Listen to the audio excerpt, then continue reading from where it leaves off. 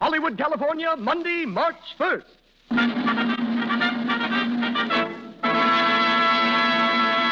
The Lux Radio Theater presents Charles Winninger in Cappy Ricks with Sally Eilers and Richard Arlen.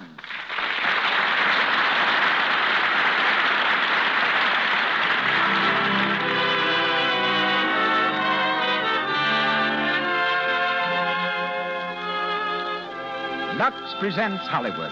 Our stars, Charles Winninger, Sally Eilers, and Richard Arlen. Our producer, Cecil B. DeMille. Our guests, Peter B. Kyne, renowned author and creator of Cappy Ricks, and Royer, Hollywood's eminent wardrobe designer from 20th Century Fox Studios.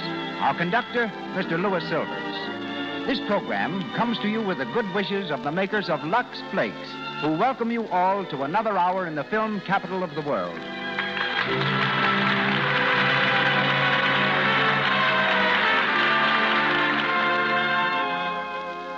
Before we start Cappy Ricks, a word about the product which sponsors tonight's play, Lux Flakes.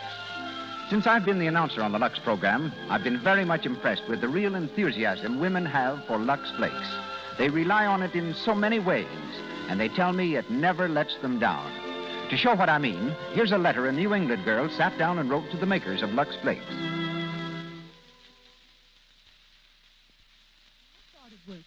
I found that in order to buy a pair of stockings every week, I had to give up too many good times.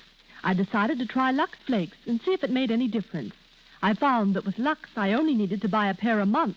Now I use nothing but Lux Flakes on stockings and dainty underwear. And with the money I save every year, I'm able to pay for half of my vacation.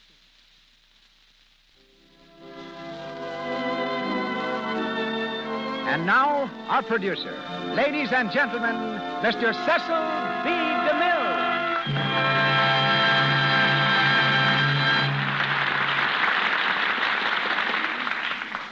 Greetings from Hollywood, ladies and gentlemen. A week ago, while cruising the bayous of Louisiana, among the most beautiful and isolated communities in the world, I came on a tiny fishing village, standing on stilts and soft with the talk of Arcadian fishermen. Situated on Bayou Barataria, it was named Lafitte for the pirate and patriot I'm to make the hero of my next picture, the Buccaneer. To this little town, Lafitte returned from his raids laden with spoils, his dark, handsome face flushed with the conquest of Spanish merchantmen. And here he auctioned off his loot. Entering the general store to buy provisions for the rest of our journey, I looked into the corners where shadows sprawled like sailors gone to sleep. Instead of the chests of Spanish gold, the priceless fabrics of the East, and the heaps of jewels that reposed there when we bought Louisiana from Napoleon, on the shelves, I give you my word, there were neatly arranged cartons of Lux Flakes. I was as surprised and amused as when I observed some months ago the coincidence that Lux has been one of the words on my family crest for 870 years. Since then, we returned to Hollywood by way of New Orleans, where the famous Bonnet Carré spillway, diverting more water per second than flows over Niagara Falls, forms an impregnable defense against the ravenous Mississippi. The city is safer than it was from the old buccaneers. But tonight, our hero is not Jean Lafitte. It's Charles Winninger, who made his professional debut as a fiddling member of his father's troupe at the Chicago World's Fair in 1893. Like another fiddling prodigy, Jack Benny, Charlie realized after a time that he was hiding his talent under a Stradivarius. So he sold his violin and turned comedian. His talents are currently on view in Universal's Three Smart Girls. But millions remember him as Captain Andy in Ziegfeld's Showboat. Tonight he again wears gold braid in the role of Cappy Ricks, as peppery and old salt as ever shivered a timber. Heard as his daughter, Flory, is Sally Eilers, who went from Mack Sennett comedies to stardom in all 10 of Hollywood's important studios, and starred with James Dunn in the Academy Award winner, Bad Girl. She appears shortly with Jimmy in the Universal picture, We Have Our Moments. Tonight she has for her leading man, Richard Arlen, who prepared for this picture by appearing in more than 60 pictures. Dick has just returned from England, where he made The Great Barrier. We hear him tonight as Matt Peasley. And now, it's anchors away as the Lux Radio Theater presents Charles Winninger, Sally Eilers, and Richard Arlen in Peter B. Kyne's story, Cappy Ricks.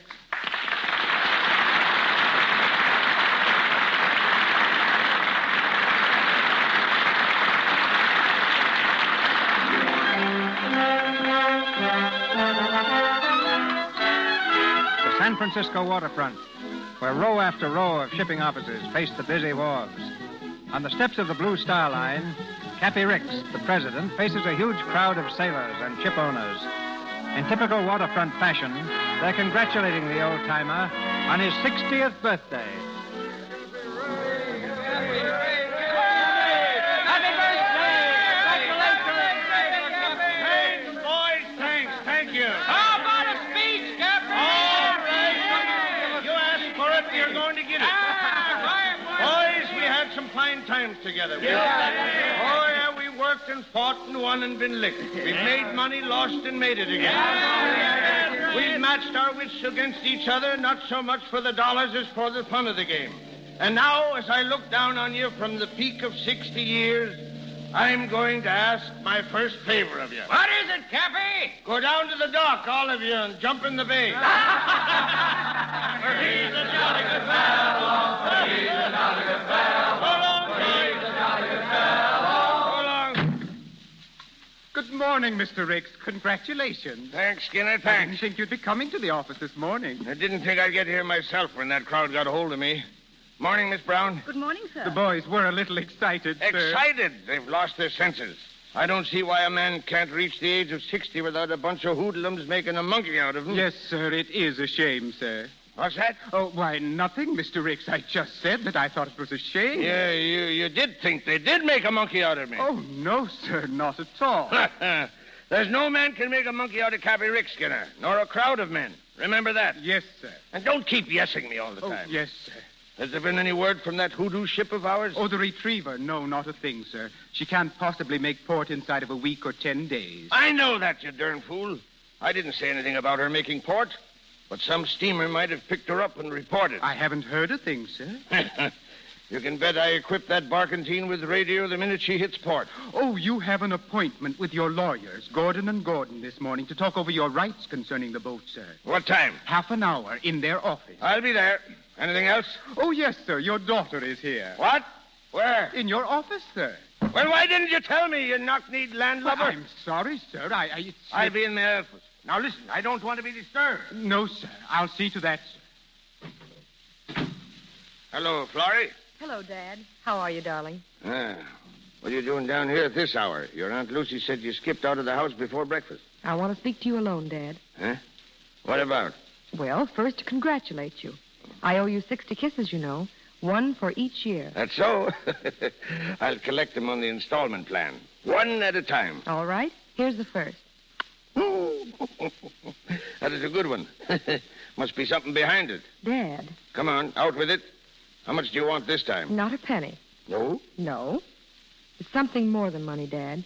Something I want terribly. Mm-hmm. Well? It's what I was speaking about the other night at dinner. Now, Flory, don't start that all over again. But, Dad... I told you once and for all that I don't want you working down here at the office. But, Dad, listen... In the first place, it ain't necessary. And in the second place, you don't know anything about the shipping business anyhow. But I do.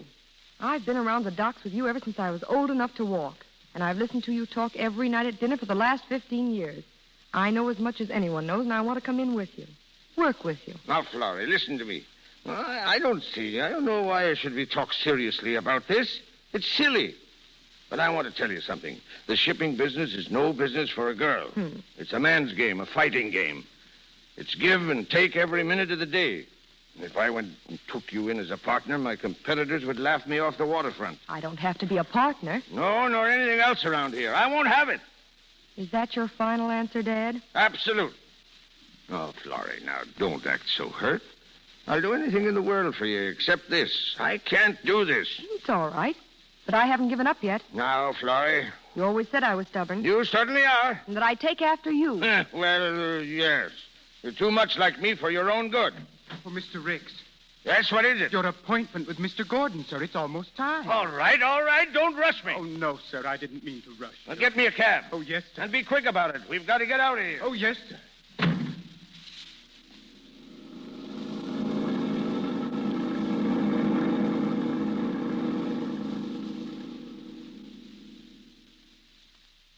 Now, let me get this straight, Mr. Ricks. You say your ship, the Retriever, lost its captain off Cape Town? Yes, he got sick. It was very sudden. I see. And the mate took over command? Yes, fella by the name of Matt Peasley. Look, Mr. Gordon, when's your pa coming back? He knows the whole story from bow to stern. He's away, Mr. Ricks. Won't be back for a week. I'm taking charge. Yeah. All right, go on. Now, as I understand it, you didn't want Matt Peasley to act as captain. Why should I? I don't know the fella. Never laid eyes on him. So I wired him I was sending another captain to take over the ship. And what do you suppose that scallywag did? What? Wired us that he was going to bring the ship back himself. And if we sent on another captain, he'd chuck him overboard. What did you do then? I'll tell you what I did. I hunted up the biggest, toughest captain I could find. A big, burly Swede. A two-fisted human bull who's licked everything on the 7 seas. And I shipped him off to Cape Town with orders to beat Mr. Peasley to a pulp and bring what was left of him back in the Retriever. I see. Now, here's what I want to see you about. That ship will be in here within a week or 10 days, and the minute she comes to anchor, they'll bring the pieces of Mr. Matt Peasley ashore. Then what's left of him will begin to yell for the police. So I want to know just where I get off at. The assault took place in a foreign port? But on an American ship flying the American flag. Now, don't forget that. Well, what's the answer? Well, let me see. Come on. Do I land in the brig or don't I? Well, to be quite frank with you, Mr. Ricks, I don't know. Well, that's just fine. Just fine. I sit here for an hour wasting my breath and you telling me you don't know. What's a maritime lawyer for, anyhow? When my father gets back. You see, it's a very unusual case. I'm sorry, Mr. Ricks. All right. Forget it, son. A youngster can't know everything about this business. I'll look up the case records. Never mind. I ain't got time. And the ship ain't due for a week. You just tell your pa to give me a hail as soon as he hits port. Oh, yes, sir. Thank you, sir. Oh, forget it. Well, come on, Skinner. I beg pardon, Don't sir. sit there with your mouth hanging open. We got work to do. Oh, yes, sir. So long, son. Goodbye, sir.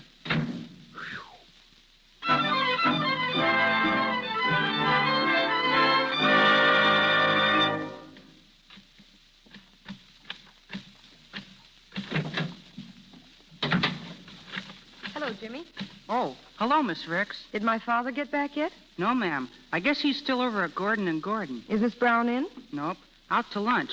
Everybody's out to lunch except me. What's the matter with you, Jimmy? Oh, I gotta stay and mind the office, and I got some important typing to do. And you're starving, I suppose. Well, I haven't eaten since breakfast, but I guess I can last another 5 minutes or so. You go ahead out. I'll do the typing. Oh, you think it'll be all right? Sure, run along. Gee, thanks. Thanks, Miss Ricks. Don't be long, though. I won't.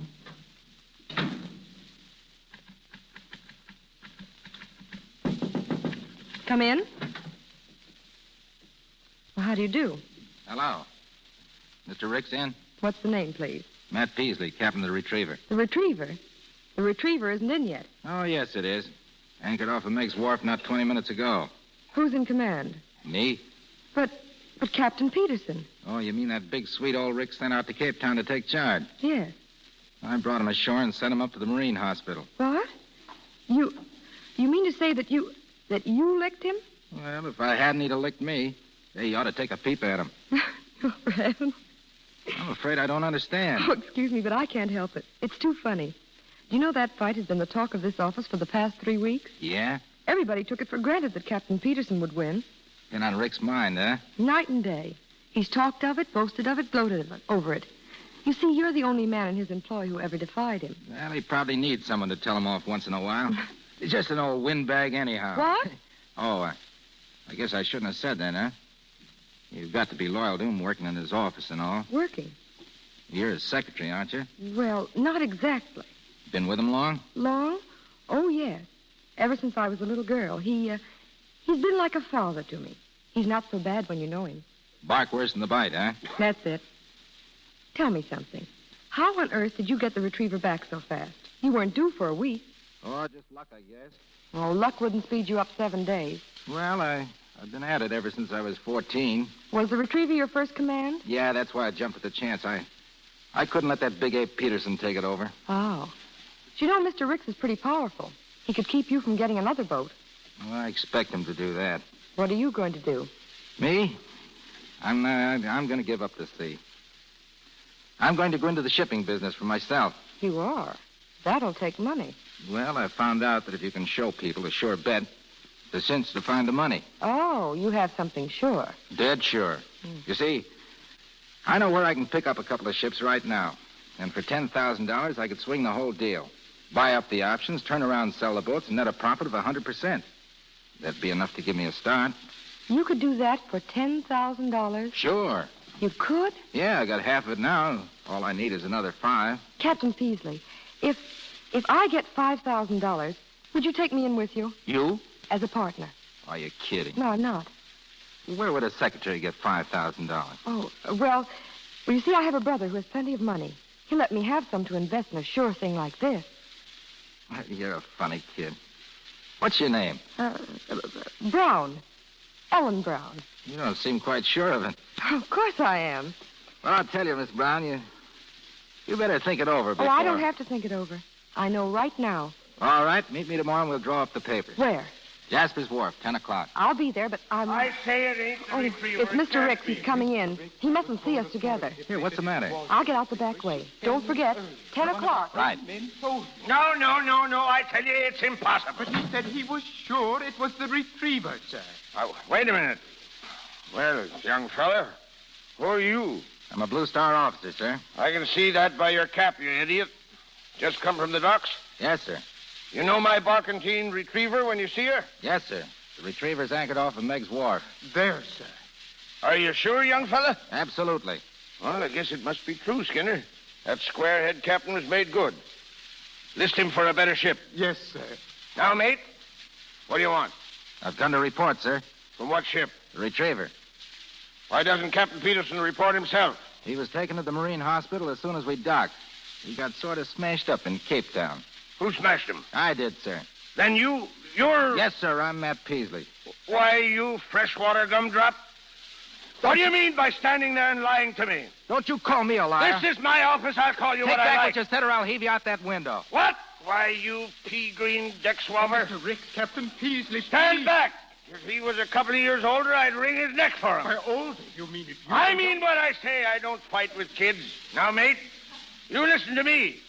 You beat up Peterson. I did. It was a pleasure. You know what it means? It's mutiny on the high seas. That's what it means. Captain Peterson had credentials. He might have had them, but he didn't present them. He climbed on board and presented his 2 fists. And you bashed him in, huh? Right. I suppose you know you've made us more trouble than any other man we've had in our employ. That's your fault, Mr. Ricks. My fault? Look here, Yeah, you if you'd young let me snipe. alone. Yeah, if you'd let me alone, I'd have brought that boat back and there wouldn't have been any trouble. Well, you'll never get the chance to bring back another. You're fired. You can't fire a man that's already quit. And now, Cappy Ricks, goodbye. Don't call me Cappy. All right, then, Mr. Ricks. And write this in your log. The next time you pick a fight with one of your employees, make mighty sure he isn't from Thomaston, Maine, where they turn out real sailors. Goodbye. Peasley. Thomaston, Maine. Peasley, of course. What is it, Mr. Ricks? I know that boy. I knew his father. The finest family of sailors that ever hauled a rope. Skinner, I want that boy for our line. But you just told him... Never mind that. You go find him and bring him back here. That boy's going to work for me.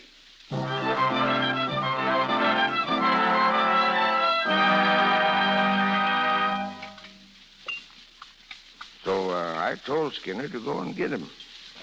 But he couldn't find him, just my luck. Some more string beans, Cappy? Huh? Oh, all right, sis. They're kind of burned, though. Indeed, they are not. All right. Let's have them. How about you, Flory? Flory, your Aunt Lucy is speaking to you. Oh, what was it, Aunt Lucy? She said, did you want some string beans? Oh, no, thanks. You're acting awfully funny tonight, Flory. What happened to you today? Nothing. Except Dad wouldn't give me a job. Now, Flory. Oh, don't worry. I'm not going to ask you again. Well, now you're talking. But this time it is money. Oh, how much? Oh, just a drop in the bucket, Dad. How big a drop? $5,000.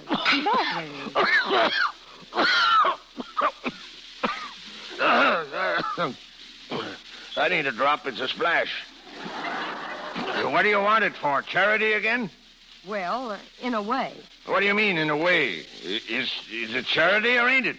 Well, charity's helping people out, isn't it? Yeah. Then it's charity. Now listen, Flory. Cappy. What? You might just as well save your breath. There isn't any use arguing because you always give in the end anyway. Oh, I do, huh? Of course you do, darling. That's why I love you so much. Is that so? Mm-hmm. Mm-hmm. Well? Oh, all right. I'll give you a check in the morning.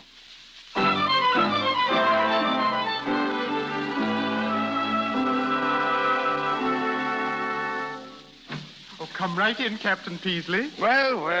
How are you, Peasley? Good morning. I found him for you, Mr. Ricks. Fine. Sit down, Matt. Sit down. Just a minute. I don't know what you want me for, and I don't care very much. But whatever it is, let's get it over quickly. Sure. You see, Matt, I made a little mistake about you yesterday, and I've changed my mind. I want you to take command of the Retriever. There, now, what do you think of that? Very little? Huh? I don't want the job. Why not? Because I'm going into business for myself.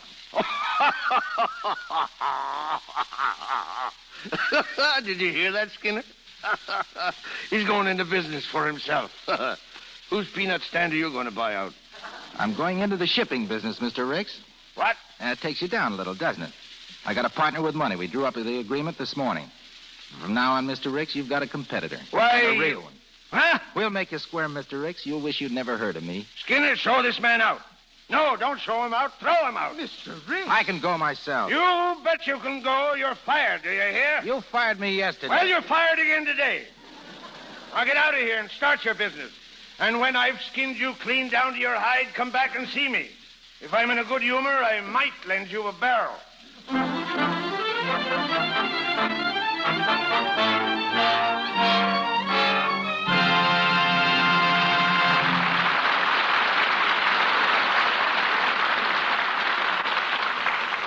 We'll continue with Cappy Ricks in a moment. Now, let's visit one of Hollywood's leading department stores. Mr. James Brown enters the lingerie department feeling, a bit like a fish out of water. Like most men, he hesitates to enter this feminine domain, but he has to. He's returned a lace-trimmed satin nightgown which he had bought as a birthday gift for his wife. He explains his errand to a salesgirl, and then... Didn't your wife like it, sir? It's a gorgeous gown. Oh, yes, she likes it, thinks it's lovely, but, she doesn't feel we can afford it. It's probably my fault. I've heckled her quite a bit about clothes bills. But, Mr. Brown, this gown is pure dye satin. Will wear for ages. That is, if it's washed carefully. Huh? Well, how do you wash the things? Well, I always advise Lux Flakes. Tell your wife to turn it wrong side out before washing it. Look, why don't you take the gown home again and take along with it this Lux washing leaflet? Well... I know if she washes it with Lux Flakes, the gown will stay new looking for so long, she won't think it's a bit extravagant. Well, I guess I will take it back. She really liked it. And thanks for the tip about Lux. Yes, that salesgirl is right. If you use Lux Flakes, even the daintiest lingerie will stay like new so long that it isn't extravagant. Lux underthings after every wearing. This protects daintiness and at the same time keeps the garment new looking. So for daintiness and economy, always wash underthings in Lux. And now, back to Mr. DeMille. Once more, we bring you Cappy Ricks with Charles Winninger, Sally Eilers, and Richard Arlen.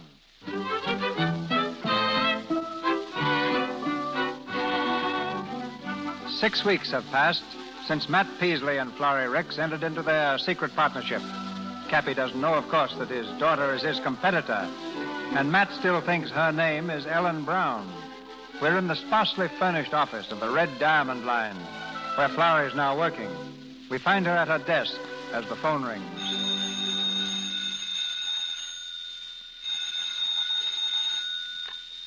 Red Diamond Line. Is this Matt Peasley's office? Yes, sir. Then by the pink-toed prophet, I want to talk with him. This is Mr. Ricks speaking. Mr. Peasley's busy just now.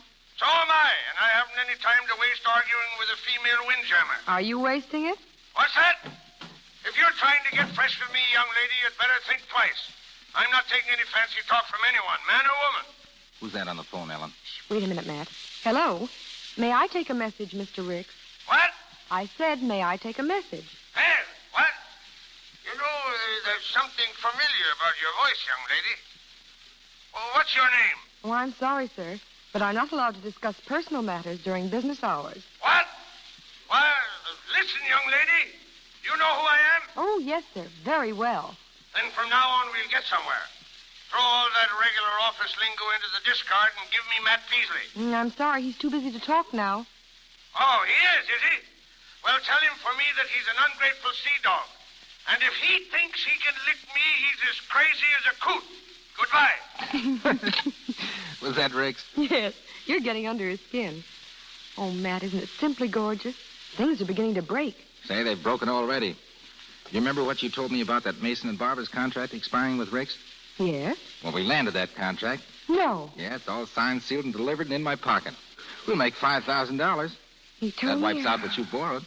He told me I didn't know anything about the shipment business. Huh? Who? Oh, nothing. Nothing, Matt. It's just that I'm happy. You don't know how happy. Oh, Ellen, you're a wonder. It's been fun, hasn't it?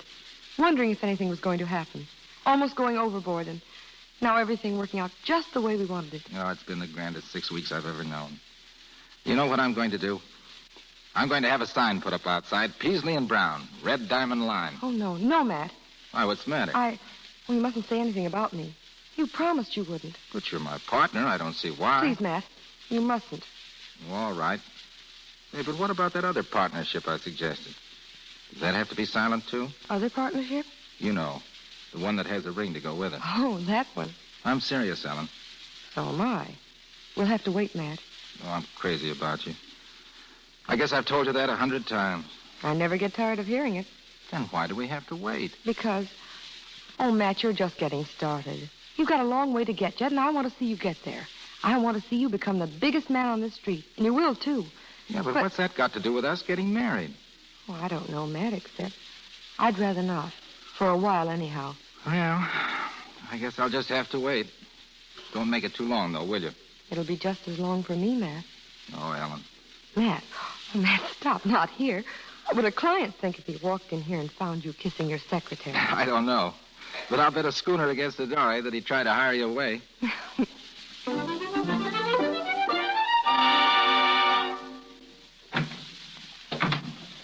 Evening, Bridget. Oh, good evening, sir. You're home early. Miss Lucy around?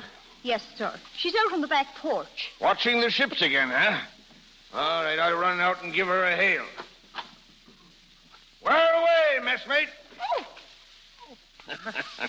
Squinting through the binoculars, Lucy?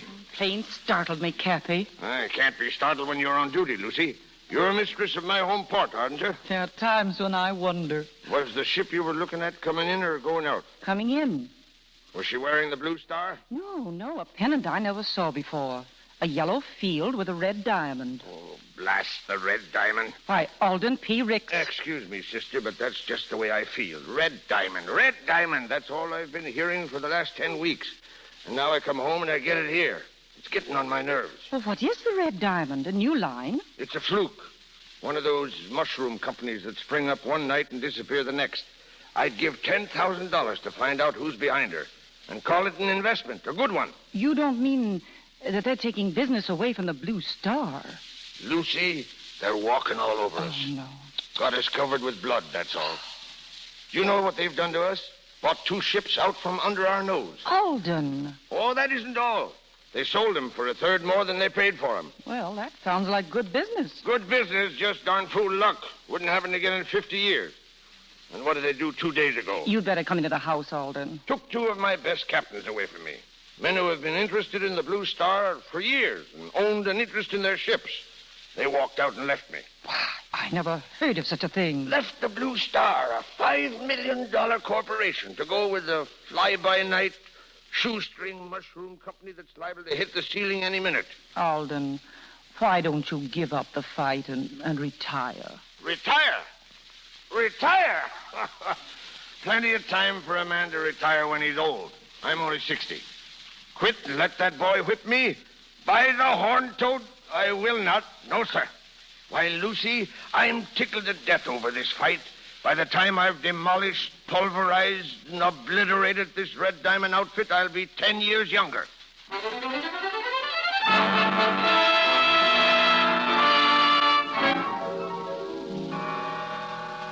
Oh, Mr. Ricks, I'm so glad you're here. What in tarnation is the matter with you, Skinner? I've been arriving at this office at the same time for the last 20 years. Yes, sir, but this morning... Oh, Mr. Ricks, something awful has happened. Skinner, You're as white as a new mainsail. Don't stand there shivering. What is it? What's the bad news? It's the Baxter contract. Well, what of it? Morgan Baxter's one of our oldest customers. He was, Mr. Ricks. What's that? You told me to run over this morning and sew up his business for the coming year. Of course I did. Baxter's the biggest contract we've got. You didn't want him to do a mason and barber and slip away from us, did you? He has slipped. What? Yes, sir. He's going to give his business to another line. Which one? I don't know, sir. He wouldn't say. But they've offered him a lower shipping rate on faster boats. By the pink-toed prophet. Lower rates, eh? That means whoever made the offer knew just what we were charging. Yes, sir. Oh, Mr. Ricks, you've got to do something. The Baxter business means the difference between profit and loss. I know that, you blame fool. We've got our backs right against the wall. But we're not licked yet, Skinner. No, sir. Not by a long shot. We've got to start fighting. But we have been fighting. All I want to know is which line it was that underbid us. That's all. You don't suppose it was the Red Diamond? The Red Diamond? Oh, but Mr. Ricks. Could a 10-cent outfit like that underbid the Blue Star? No, sir, but I have... Would they know what we were charging? No, sir, only there have been... Ah, Skinner, you're a waddling landlubber. Yes, sir. Red Diamond. Red Diamond. Oh, yes? That's pretty rich, yes? Oh, yes, one moment. It's for you, Mr. Ricks. The Red Diamond line calling. Huh? What do they want? I don't know. Hello? Hello. Well, you don't have to yell. I'm not yelling. I can hear you. This is Matt Peasley talking. Oh, Matt Peasley. Well. Would you like that barrel now, Mr. Peasley, or will you wait a couple of weeks? Mr. Ricks, I'd like to rent a couple of your ships. Oh, you would? Well, that's fine. Rent a couple of my boats, eh? I'll pay you for them, of course. You see, I'm kind of rushed over here. What? Rushed? Yeah, I expect to be very busy the next few months. I just signed that Baxter contract. What? I just signed the Baxter contract. Oh, you did, eh? Why, you double-dealing deckhand, you. You pork-swilling excuse for an able seaman. I'll have your hide for this. About those boats? No, you can't have them. You can't have anything, you double-crossing, slink-eyed cutthroat. All right. So long, Cappy. See you in the poorhouse. What? Hello? Hello? See me in the poorhouse, will you? See me in... Well, what are you standing around for, Skinner? Do something. Do something. But, Mr. Ricks, I don't know what He's got that contract. Do you understand? He stole it right from under your nose. My nose? Yes, your nose. Skinner, you're fired. Again? Yes, again. Wait a minute. Wait a minute. I got an idea. Come here, Skinner. But you just fired me. Well, no, wait a minute. Don't get so touchy, Skinner. Listen.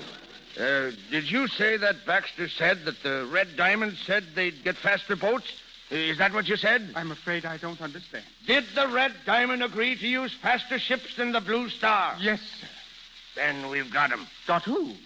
The Red Diamond. Skinner, there are only two ships in this port that are faster than the Blue Star boats. The Unicorn and the Island Shipper. We got to buy them. Buy two boats? Yes, buy them. Peasley won't be able to live up to the terms of the contract. His boats won't be fast enough. And we'll get the business back again from Baxter. But two boats and finances the way they are, it will break us. Let it. It'll break the Red Diamond, too, and that's what I want. Skinner, get the owner of the Unicorn and the Island Shipper now. Have him come to the house the first thing in the morning. Tell him I'll have a blank check ready and he can name his own price.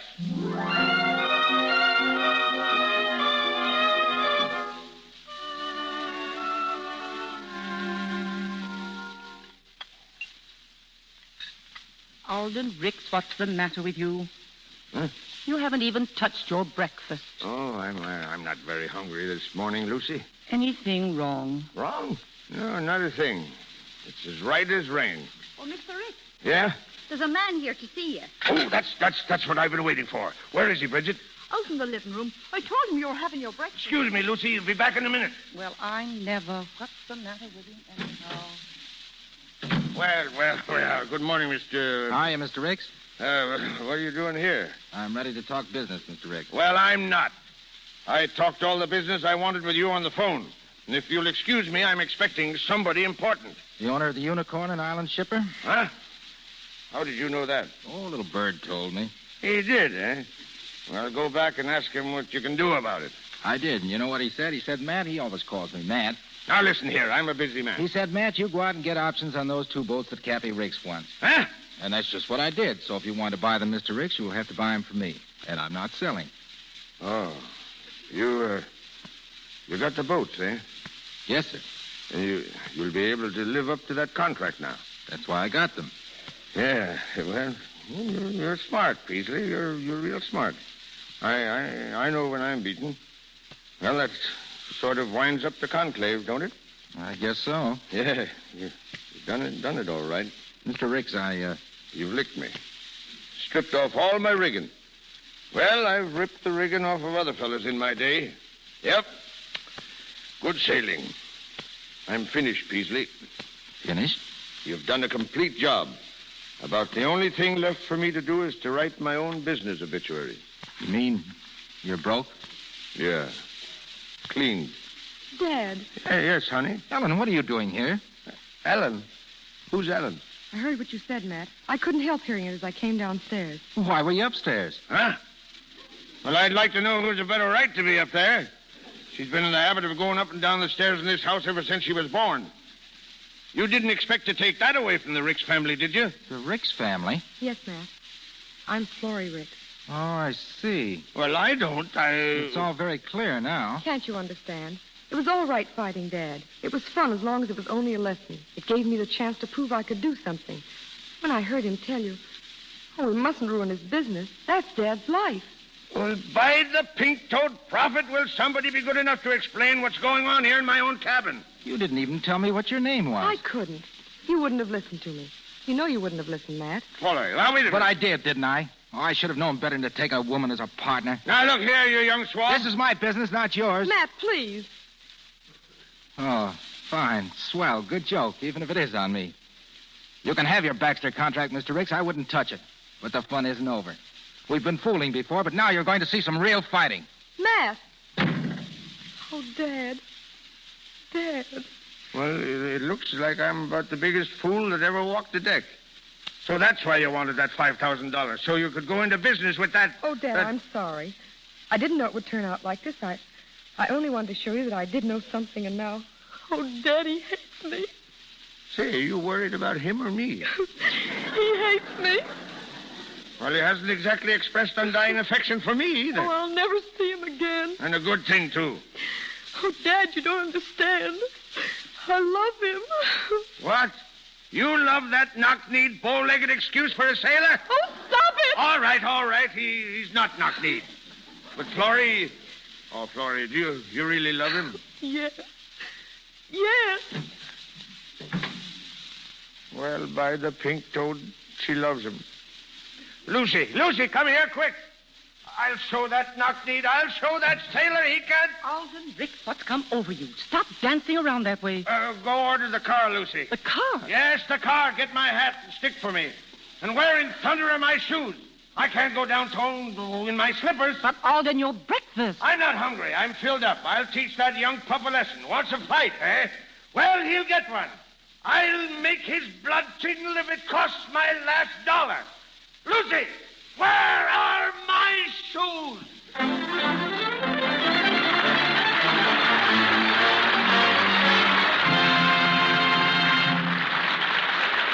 We pause for station identification. This is the Columbia Broadcasting System. This is KNX, the Columbia Station, Los Angeles.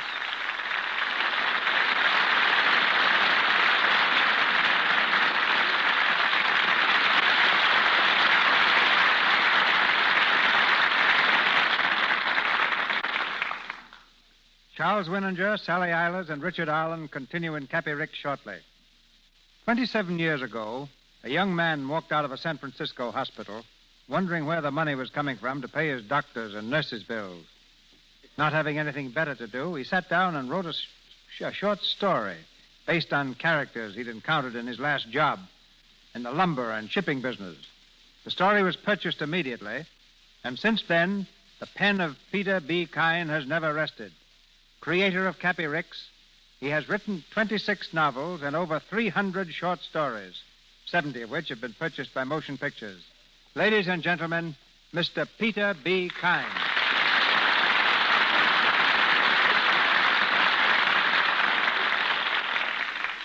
Thank you, Mr. DeMille. While most of my Cappy Ricks stories are based on fact, neither Cappy nor Matt Peasley ever really lived. But they're the combination of many men whom it was my good fortune to know. The last of that old acquisitive breed who sailed many years ago from New England to write the last chapter of romance, furl the last sail in the port of San Francisco. While courage was the birthright of these men, yet they knew tolerance and philosophy. They were great readers and certainly the vast race on earth, really appreciative of the art of conversation. What was the flash of inspiration, Mr. Kyne, that resulted in Cappy Ricks? Cappy was more accident than inspiration. He appeared first in a short story which I considered nothing more than run-of-the-mill at a fiction foundry. Well, it seems it turned out to be something else. Of your bestsellers, such as The Pride of Palomar, Three Godfathers, The Valley of the Giants, and Kindred of the Dust, which do you like best? Probably The Go-Getter, which is Mr. Willinger's new film for Warner Brothers. Not long after I had submitted it to Cosmopolitan magazine, I overheard a salesman taking an order for 100 copies of a new inspirational book by Peter B. Kyne. I wired my publisher that I had not written any inspirational story and to cease selling me under false pretenses. 2 hours later, I received a reply. You poor simp, he informed me, you don't know what you write. The Go-Getter was one of the finest inspirational stories we've ever seen. As for royalties, you can thank heaven we'll pay you the same as heretofore. That was 15 years ago, Mr. DeMille, and copies of the book are still selling, but the publishers and I have never signed a contract. How much time, Mr. Kyne, do you give yourself to turn out a story? Well, the fastest work I ever did was on Three Godfathers and The Go-Getter. Each was completed between 8 in the morning and midnight. I take things easier now and think 3,000 words a day just about justify my existence. And since I haven't written a line today, I'd better get back to my typewriter right now. But before I do, I think you'd be interested to know, Mr. DeMille, that I used to wash Cappy Ricks in Lux Flakes. Excuse me, Mr. Kyne. Excuse me, but the fiction on this program is confined to the play. But this is true, Mr. DeMille. You see, Cappy Ricks was also the name of one of my dogs, an English setter. I thought a lot of Cappy, and knowing that anything safe in water alone is safe in Lux, I always washed him with it. It made his coat shine like a new penny, and I assure you, Cappy never shrunk once. Good night. Good evening, Mr. Kyne.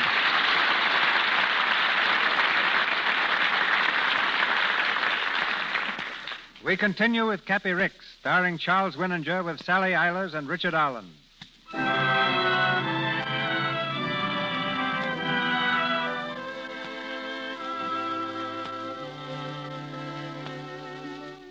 It's early the next morning.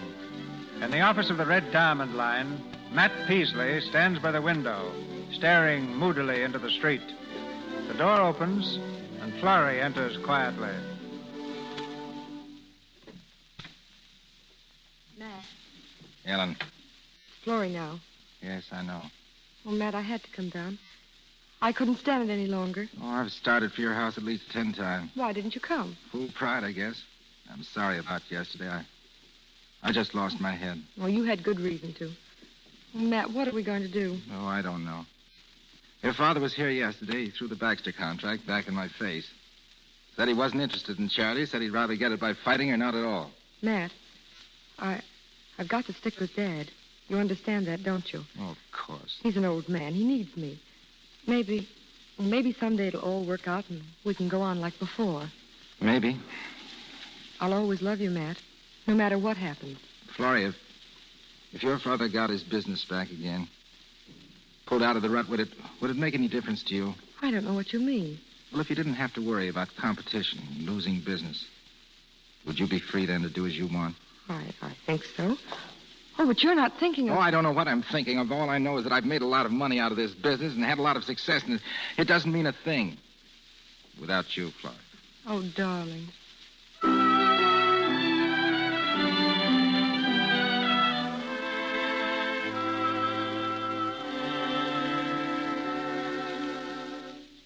Oh, the captain told the mate told the crew told me, so I know it must be true.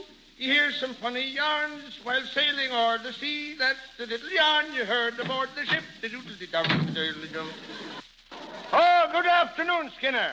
Mr. Ricks, was that you singing? No one else, Skinner. I'm a new man. Yes, sir, a new man. Oh, dear me, but what's happened? Push old Cappy Ricks into the scuppers, will they? Beat him at the game he's been playing for years? I'd like to see someone do it. Oh, the captain told the maid told the crew. You think you could use 100 shares of Blue Star stock, Skinner? Why, Mr. Ricks. She's going up, Skinner. 100 shares of stock. 1,600 a share. But, Mr. Ricks, I can't buy 100 shares of stock. Why, I'm giving it to you. A nest egg for your old age. Oh, I don't know how to thank you. I don't want any thanks. I'm celebrating, Matt. You know, Matt Peasley thought he had me down and out, didn't he, huh? Skinner, I won a great victory this afternoon. Victory? Sure, I've got the Baxter contracts. What? Sewed up tight as a cocked ship. He called me up at the house an hour ago and begged me to come down. Then we won't have to close up. We'll climb up to new heights. The Blue Star's under fresh steam. You can't wallop an old sea dog and make him stay wallop. Oh, Mr. Ricks, what is it? Oh, Lord.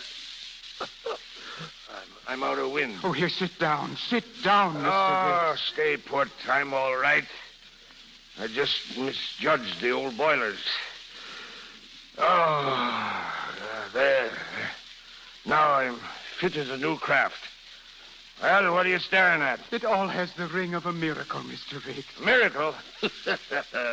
It's experience. That's what it is.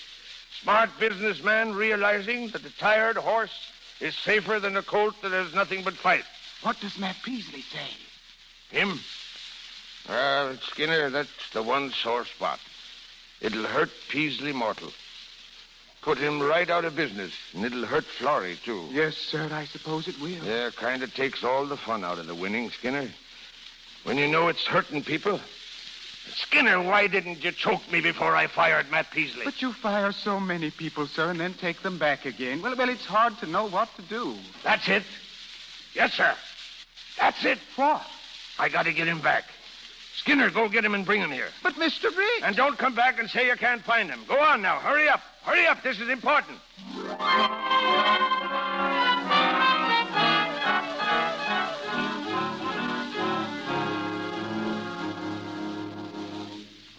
Well, come right in, Matt. Come in, Flory. It took a woman to bring you in, eh, Peasley? Yes, sir. Well, Skinner, don't stand there. Get a couple of chairs for our guest. Oh, yes, Mr. Ricks. Well, Peasley, finally moored in the home port, huh? Looks natural here, don't he, Flory? He certainly does, Dad. Mr. Ricks, sir. Silence. Stand by. I'm in command of this ship. Well, what is it, Peasley? I wanted to come over and congratulate you, Mr. Ricks. Now you're talking... What's that? Well, I'm beaten. You whipped me. Oh. The Baxter contract set me up so no one could whip me. Now you have that contract, and I guess you know the rest. Yes, I know. You know more about this game than I do, and I guess I'm nothing but a rank beginner. Well, congratulations. Do you mean what you're saying? I do, sir. Well, scuttle my timbers. I want to apologize for the things I said when I first reported in this office. I'm also sorry about the way I acted in your home yesterday. Have you lost your mind, Peasley? Well, no, I hope I found it. Why, you lopsided landlubber, you've laid down and quit. You've lost your nerve, struck your colors. You despicable swab. Dad, Keep out of this, Flory. You weak-kneed cockalorum. You big overgrown dub, I could take you in my hands. I guess that's enough. Matt. There's a limit to what a man can take or be expected to take. You've gone past that limit, Ricks. Oh, so you make your own limits? Yeah, I made him in this case. You old son of a sea cook. You still know how to fight. What's that? I got under your skin. What do you mean? Mean? You don't think I wanted a man with milk in his veins for a partner, do you? Oh, Dad. A partner? But I don't... Keep your mouth shut. If I want to combine the Blue Star and the Red Diamond, I have a right to combine them, haven't I? A man can do as he wants with the fruits of victory when he's outsmarted a clever enemy, can't he? Skinner! But I... What's the matter with Skinner? You don't suppose he collapsed trying to carry a couple of chairs around here? Skinner! You heard what he said, Flory. Oh, Matt, I knew Dad wouldn't let you down. The contract with Baxter. Did you arrange that? Yeah. You see, I called Baxter and told him I couldn't possibly live up to the terms. I Well, I advised him to give it back to the Blue Star, and... Oh, darling. Well, I wouldn't tell your father if I were you. Oh, of course not. He loves to win, Matt. It'd break his heart to accept a favor. Well, he'll never find out from me. Oh, Matt, I love you so. Flory. Come in, Skinner. Oh, yes, sir. Yes, sir. Come here, Skinner. I want you to meet your new boss. What? As a stockholder of the Blue Star, you have the right to know what's going on here. Skinner, this is the proudest moment of my life. I licked the cuss 2 ways. And now, Mr. Peasley? I don't know what to say. Well, I'll do the talking for both. You told Flory Ricks she cheated you, didn't you? Yes, but... You got pretty high and mighty with her, telling her she couldn't run up and downstairs in her own house, didn't you? Well, I've told Flory... High-handed. That's what you were. You took the tiller, canvas, pilot house, and your teeth. Well, that's all right for a partner. But it's bad for a fiancé. Very bad, Matt. But wait a minute. Silence! I'm master of this craft. And now, my fine salt water Lotharia, I'll give you 1 minute to propose to Flory Ricks. And 30 seconds after you finish to kiss her. He's done that already. Oh, he has he? Then clear out of this office. How can we handle business with 2 lovesick calves mooning all over the place? Well, Mr. Ricks... Get out of here. Skinner, open the door. Yes, sir. Vamoose, and stay vamoose. I don't want to see either of you till after the honeymoon. Goodbye, darling. So long, Cappy. So long. Why, Mr. Ricks, what's the matter? Skinner, come here. Skinner, he thinks he fooled me. What's that? Matt, he thinks he handed me Baxter's contract on a silver platter. You mean he didn't? No, you blame fool. I was in Baxter's office when he called. I had the whole thing sewed up then. But how? I found out that the charter of the Red Diamond Line was taken out in the name of Matt Peasley and Ellen Brown. Well, there wasn't any Ellen Brown, and every one of their contracts was illegal. And he thinks he did you a favor. Yes!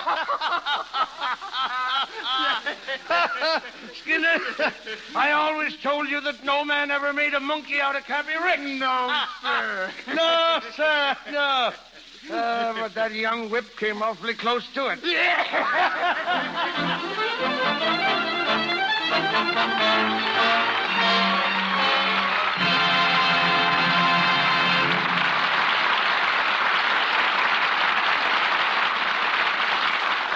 And so we take our leave of Cappy Ricks. Charles Winninger, Sally Eilers, and Richard Arlen return to the microphone a little later. With more than 200 pictures to his credit, Royer ranks among the best-known costume designers in America. Former designer for leading Fifth Avenue salons, lecturer at the Metropolitan Museum of Art, and at New York and Columbia universities, he's now at 20th Century Fox Studios creating the costumes for such well-dressed young ladies as Loretta Young, Alice Faye, Anne Southern, Barbara Stanwyck, Sonia Henney, Madeline Carroll, and Shirley Temple. Ladies and gentlemen, Royer. Thank you. With spring just 3 weeks off, let us take a quick look at what fashions are going to appear in the Easter parade. Skirts will be shorter, shoes will be higher, hats will be lower. Skirts worn for streetwear will have a definite swing effect, and you'll see considerable leather and suede taking the place of and being combined with fabrics.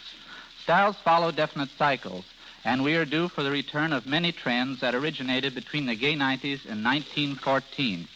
Don't laugh at your wife if she comes home wearing ankle-length shoes.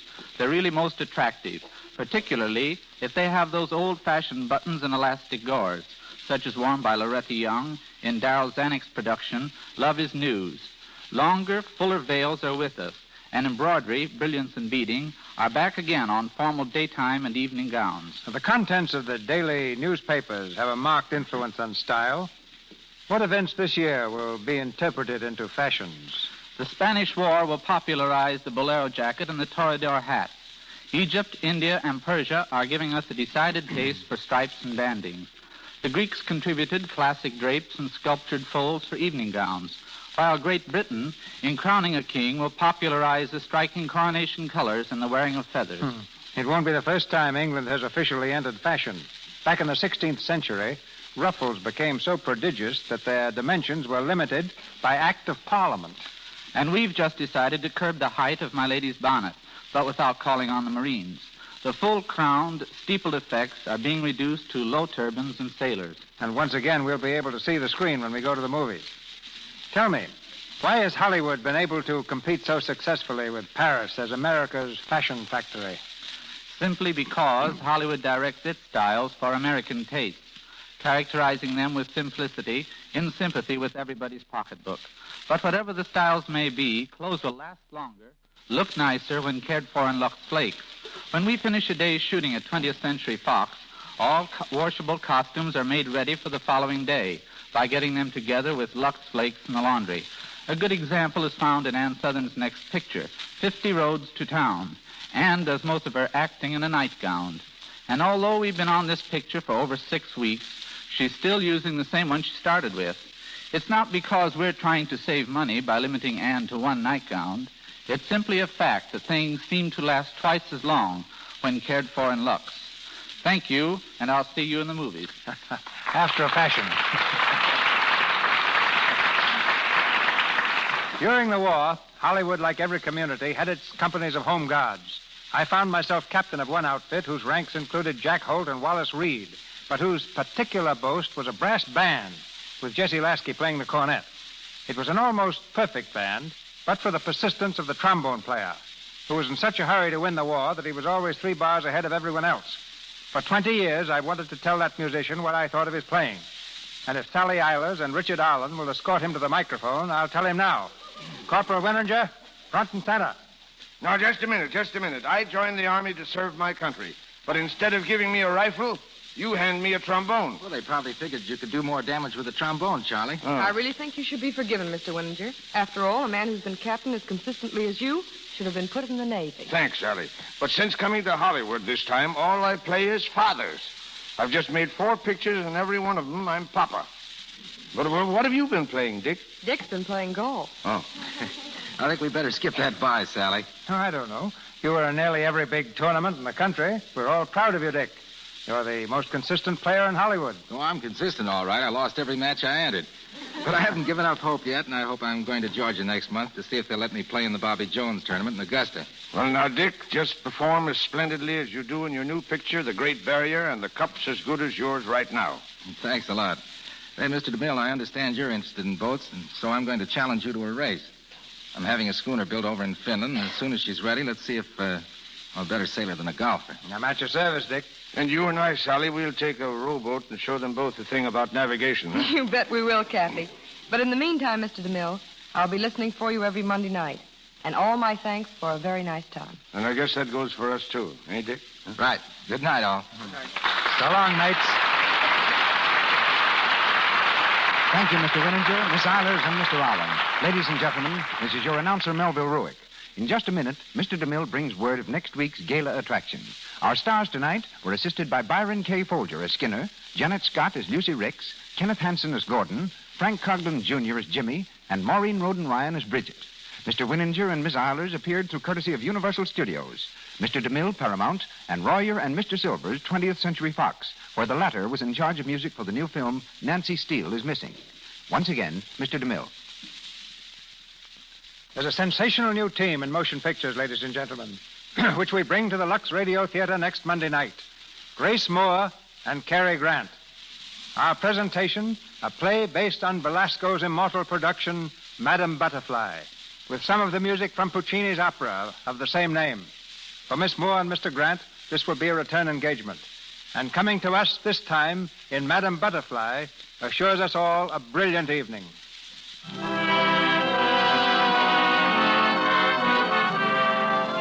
Our sponsors, the makers of Lux Flakes, join me in inviting you to be with us again next Monday night when the Lux Radio Theater presents Grace Moore and Cary Grant in Madame Butterfly. This is Cecil B. DeMille saying good night to you from Hollywood.